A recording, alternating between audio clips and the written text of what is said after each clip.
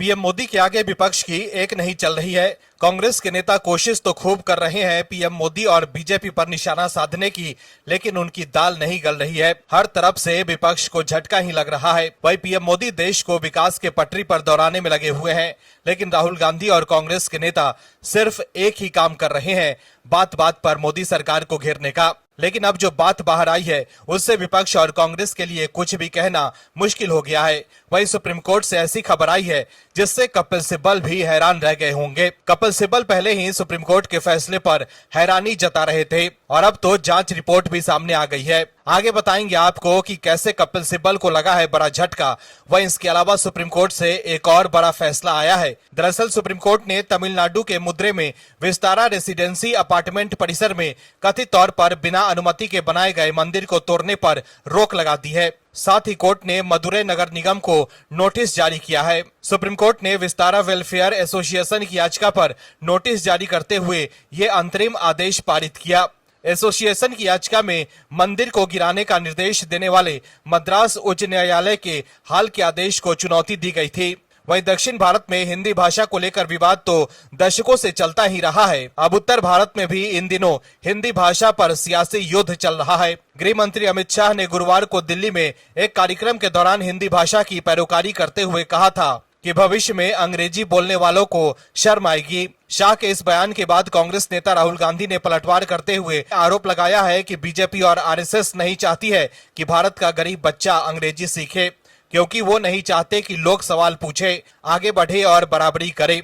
उन्होंने ये भी कहा कि हमें प्रत्येक बच्चे को अंग्रेजी सिखानी चाहिए, क्योंकि आज के दौर पर जितनी हिंदी मातृभाषा जरूरी है उतनी ही अंग्रेजी भाषा भी। राहुल गांधी ने एक्स पर पोस्ट किया है कि अंग्रेजी बांध नहीं पुल है, अंग्रेजी शर्म नहीं शक्ति है, अंग्रेजी जंजीर नहीं जंजीरों को तोड़ने का औजार है। वहीं सोशल मीडिया पर लोग राहुल गांधी को जवाब दे रहे हैं। एक यूजर ने लिखा है कि शाह का तीर निशाने पर लगा, अंग्रेजी का महिमा मंडन हिंदी में हो रहा है। क्या सवाल हिंदी में या क्षेत्रीय भाषा में पूछे जाने से महत्व कम होगी? आप भी हिंदी भाषा में ज्यादा पूछते हैं। बात अंग्रेजी बोलने की है, सीखते तो सभी हैं। अंग्रेजी बोलनी नहीं आती तो रोजगार नहीं मिलेगा क्या? दर्शकों, सवाल तो सवाल ही होगा, चाहे आप हिंदी में पूछे या अंग्रेजी में। हिंदी में अगर कोई सवाल पूछेगा तो वो ज्यादा से ज्यादा लोगों तक पहुंचेगा, क्योंकि देश में ज्यादातर लोग हिंदी ही बोलते हैं। लेकिन राहुल गांधी को बीजेपी और आरएसएस पर निशाना साधना था, इसलिए उन्होंने बयान दे दिया। भाई, आप दर्शक अगर हिंदी के समर्थन में हैं तो कमेंट में यस और हिंदी जरूर लिखिए, ताकि राहुल गांधी और कांग्रेस को साफ संदेश जाए कि जनता हिंदी और मोदी सरकार के साथ है। वहीं मोदी सरकार पर निशाना साधने के चक्कर में कांग्रेस के नेता ने जो किया है उसको लेकर कांग्रेस बैकफुट पर आ गई है। इस खबर में आगे आपको बताएंगे डिटेल में। इसके अलावा ये भी बताएंगे कि क्यों कपिल सिब्बल बेचैन थे और कैसे सुप्रीम कोर्ट ने उनके मंसूबों पर फेर दिया है पानी। इसके अलावा दूसरे खबरों के बारे में भी बात करेंगे, तो बने रहिए हमारे साथ अंत तक और देखिए हमारी ये खास रिपोर्ट। साथ ही आप दर्शकों से विनम्र निवेदन है कि अगर अब तक आपने चैनल को सब्सक्राइब नहीं किया है तो अभी कर लीजिए। कांग्रेस के नेता हमेशा ये कोशिश करते हैं कि कैसे भी मोदी सरकार पर निशाना साधे, इसके लिए वो कुछ भी करने के लिए तैयार रहते हैं। कांग्रेस के नेताओं का एक ही काम है, मोदी सरकार का विरोध करना, लेकिन पीएम मोदी उनसे हर मुद्दा छीन ले रहे हैं। राहुल गांधी और उनके करीबी नेताओं के पास कोई मुद्दा ही नहीं बचा है। पीएम मोदी लगातार देश हित में बड़े और अहम फैसले ले रहे हैं। पीएम मोदी जिस तरह के फैसले लगातार ले रहे हैं उससे कांग्रेस के नेता काफी परेशान हैं। एक तरफ पीएम मोदी के नेतृत्व में दुनिया में भारत का मान सम्मान बढ़ रहा है। दुनिया के तमाम बड़े देशों के राष्ट्रीय अध्यक्ष आज पीएम मोदी के आगे नतमस्तक है, लेकिन कांग्रेस जबरदस्ती मोदी सरकार पर हमला करने की कोशिश कर रही है। कांग्रेस के नेताओं को लगता है कि पीएम मोदी पर निशाना साधने से राहुल गांधी उनसे खुश हो जाएंगे, इसलिए वो उल जलूल बयान दे रहे हैं। लेकिन अब फंसने के बाद कांग्रेस के नेता को माफी मांगना पड़ गया है। दर्शकों, मोदी सरकार पर निशाना साधने के चक्कर में कांग्रेस बैकफुट पर आ गई है। दरअसल पीएम नरेंद्र मोदी और अमेरिका के राष्ट्रपति डोनाल्ड ट्रंप के बीच 35 मिनट तक फोन पर लंबी बातचीत हुई। वहीं कांग्रेस के नेता जयराम रमेश ने इस बातचीत पर बयान दे रहे हैं, लेकिन वो अपनी टिप्पणी में एक ऐसी चूक कर गए कि फिर उन्हें माफी मांगनी पड़ी। दरअसल पीएम मोदी और डोनाल्ड ट्रंप के बीच हुई बातचीत को लेकर जयराम रमेश ने कहा था कि राष्ट्रपति ट्रंप ने भी एक प्रेस नोट निकाला है। जो राष्ट्रपति ट्रंप के नोट है और जो हमारे विदेश सचिव के नोट है, इसमें जमीन आसमान का फर्क है। इसी के साथ जयराम रमेश ने व्हाइट हाउस का एक पोस्ट भी दिखाया। उनके इसी पोस्ट को लेकर बीजेपी ने उन्हें घेर लिया है। बीजेपी के आईटी सेल के प्रमुख अमित मालविया ने कहा है कि जयराम रमेश ने जनवरी 2025 के एक पुराने अमेरिकी रीडआउट का हवाला दिया है, जबकि कोई नया आधिकारिक अमेरिकी बयान अभी मौजूद नहीं है। वहीं अपनी इसी बयान को लेकर जयराम रमेश ने माफी मांगी है। जयराम रमेश ने कहा है कि मैं तो नॉन बायोलॉजिकल नहीं हूं, मुझसे एक गलती हुई है और मैंने उसको तुरंत सुधारा। कृपया मेरे वक्तव्य का संज्ञान ले। अपनी बात के समर्थन में उन्होंने व्हाइट हाउस का एक पोस्ट भी दिखाया, यही उनसे बड़ी गलती हो गई। वहीं बीजेपी के आईटी सेल के प्रमुख अमित मालविया ने तुरंत पलटवार करते हुए कहा कि जयराम रमेश ने जनवरी 2025 के एक पुराने अमेरिकी रीडआउट का हवाला दिया है, जबकि अभी तक कोई नया आधिकारिक अमेरिकी बयान जारी नहीं हुआ है। दर्शकों, ये घटना दर्शाती है कि संवेदनशील कूटनीतिक मामलों पर बयान देते समय कितनी सावधानी बरतनी चाहिए। वहीं आपने ये भी देखा कि कैसे घिरने के बाद जयराम रमेश ने माफी मांगी है। वहीं बीजेपी लगातार कांग्रेस को घेर रही है। बीजेपी नेता प्रदीप भंडारी ने कहा है कि जयराम रमेश जो कुछ कहते हैं उस पर कांग्रेस पार्टी में राहुल गांधी को छोड़कर कोई भी विश्वास नहीं करता। दर्शकों, जयराम रमेश ने यह भी कहा है कि खुद राष्ट्रपति ट्रंप ने 14 बार दावा किया है कि उनकी मध्यस्थता की वजह से भारत पाकिस्तान का युद्ध रुक गया था और मैंने दोनों देशों को ट्रेड की बात कही थी। इस दावे पर पीएम मोदी ने 37 दिनों तक कुछ नहीं कहा। साथ ही जयराम रमेश ने यह भी कहा कि भारत को कूटनीति में ट्रिपल झटका लगा है। वहीं बीजेपी नेता अमित मालविया ने कांग्रेस पर भारत की विदेश नीति को बदनाम करने की कोशिश करने का आरोप लगाया और कहा कि आज भारत एक उभरती हुई शक्ति है, कोई भी झूठ उस सच्चाई को कम नहीं कर सकता। वहीं सोशल मीडिया पर भी लोगों ने जयराम रमेश पर निशाना साधा है। एक यूजर ने लिखा है कि गलती का ये वेयर हाउस है, कांग्रेस और कांग्रेस के नेता। जनता ने गलती करना कम कर दिया है, इसलिए बाहर हो और रहोगे अपने गलत कर्मों के कारण। वहीं एक दूसरे यूजर ने लिखा है कि बस अपना झूठ प्रचार बंद कीजिए। इसके अलावा भी लोगों ने जयराम रमेश और कांग्रेस पर जमकर निशाना साधा है।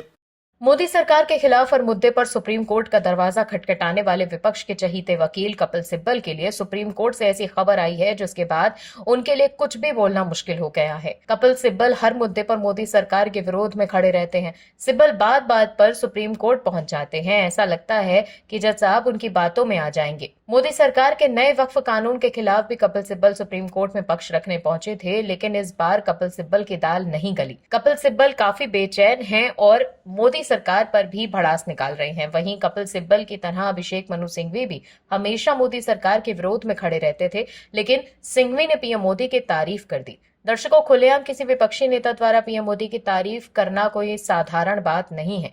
वहीं जब सिंघवी पीएम मोदी की तारीफ कर रहे थे तो हैरानी सबको होगी। हालांकि कपिल सिब्बल अब भी विरोध में ही खड़े हैं, लेकिन सुप्रीम कोर्ट में दूध का दूध पानी का पानी हो गया, जिसके बाद कपिल सिब्बल बैकफुट पर आ गए। दरअसल कैश कांड में दिल्ली हाईकोर्ट के पूर्व जज जस्टिस वर्मा की मुश्किलें बढ़ती जा रही हैं।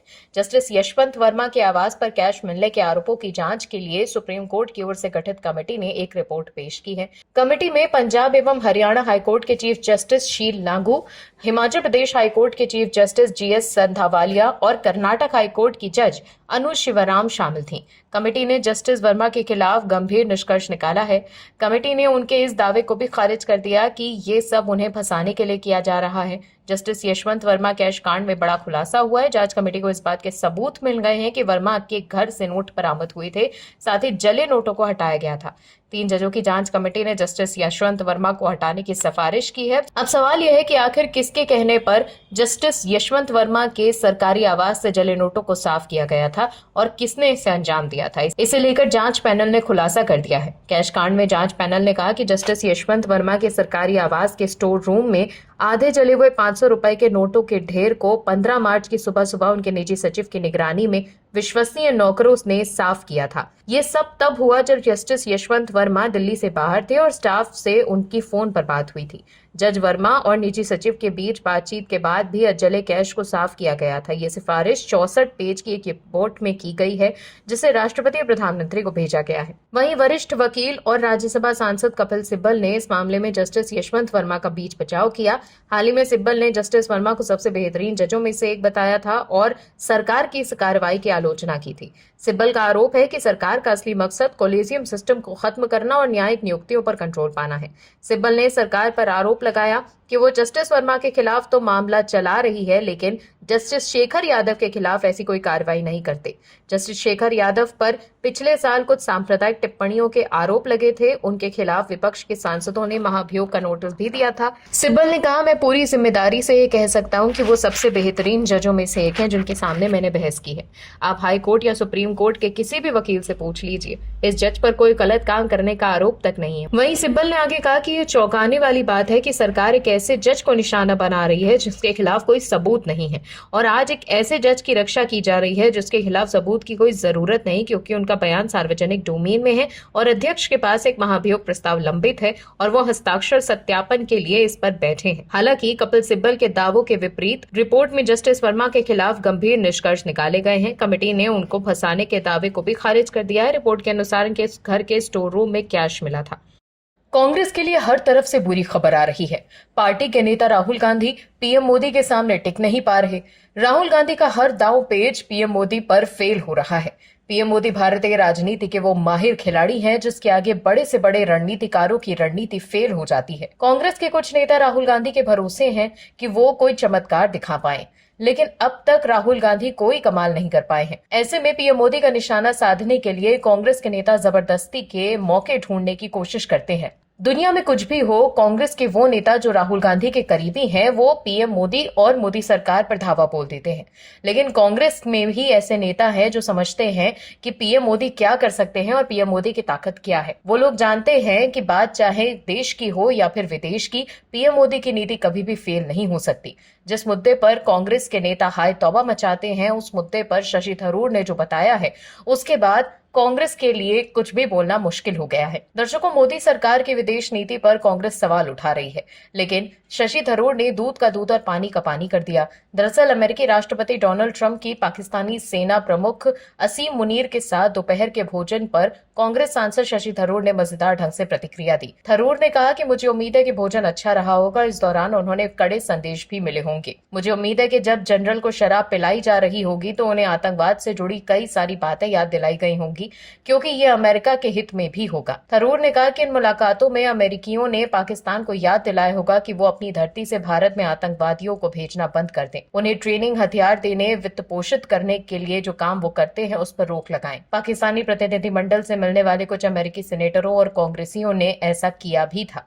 थरूर ने कहा है कि अमेरिका में लोग ओसामा प्रकरण को इतनी जल्दी नहीं भूल सकते हैं। याद करिए, ओसामा को सेना के शिविर के पास एक सुरक्षित घर में पाए जाने तक और उसे छिपाने में पाकिस्तान की गलती को अमेरिका आसानी से भूल नहीं सकता और ना माफ कर सकता है। वहीं दूसरी तरफ एक मुद्दे पर जयराम रमेश और कांग्रेस के दूसरे नेता पीएम मोदी पर निशाना साध रहे हैं।